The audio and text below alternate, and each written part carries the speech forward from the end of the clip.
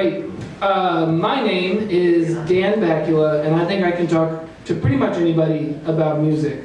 Your favorite music is, I don't know, name one. U2! Oh, Marge, you son of a bitch! That's called torpedoing in the biz. Nancy Griffith, if your favorite music is Nancy Griffith, Last of the True Believers. That's a banger, that's a bop. That is a swinging tune. I love it. Gwar, Backtable. I know you ladies love Gwar, the interdimensional monsters of heavy metal. There he is. Yeah, don't get me started on Gwar. We don't have enough time tonight. Too many comics tonight for me to be talking about Gwar. Some people, though, much to my dismay, much to my chagrin, don't like music. I call them U2 fans. They just want to talk about philanthropy, fashion, technology. Not interested. People want to talk about things I'm not interested in. Hunting? I don't get it. You go out in the woods, you see a herd of ducks. I don't know. How do you know which one has done something so terrible that it is now incumbent upon me to dispatch them from this mortal coil? How do I choose? I don't know. Maybe if one of them was wearing a U2 t-shirt. That would make more sense. People want to talk about high-minded stuff like spirituality. You know, it's like religion. You get to believe in ghosts. But there's no who, what, where, when, why rules about sex. So I think that's the appeal of spirituality. There's really only one spiritual idea I like. It's called animism. It's the belief that every object on Earth has a soul and therefore should be respected. More than one occasion, I found myself trembling, on the verge of tears, apologizing on behalf of the entire world to a piece of plastic because someone made it into a U2 CD. The nerve. I love music so much that I know more about U2 than people who hate music, people whose favorite band is U2. My favorite little nugget of trivia is that Michael Jackson named one of his albums in reference to the band U2. He called it Bad.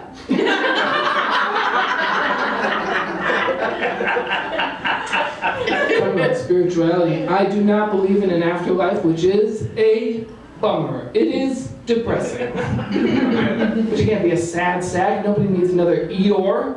So I'm trying to be more positive, more optimistic. I'm looking for silver linings. I'm making a list of things I won't miss when I'm dead. Things about being alive that I won't miss when I'm dead. The first thing on the list of things I won't miss is the constant fear of death. The unrelenting, tyrannical fear of death. Second is U2. Very close second. And a reasonably close second. Because when I'm dead, I won't be hunkered over a shopping cart, tearing through the grocery store, knowing that at any moment, I could be assaulted with Bono whining that he still can't find what he's looking for. What is it? Is it kimchi? Because it's aisle 4. We can fix this. This doesn't need to still be a problem.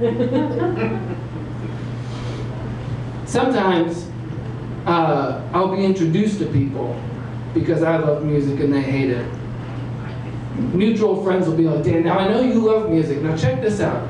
This is Diane. Nobody hates music as much as Diane hates music. She's even wearing a U2 t-shirt at the moment. And she'll insist that I explain myself. I defend my position. I say, look, I try. I say, it started as a joke. And it did start as a joke. I thought, wouldn't it be really, really funny if I got really, really mad about something that didn't matter?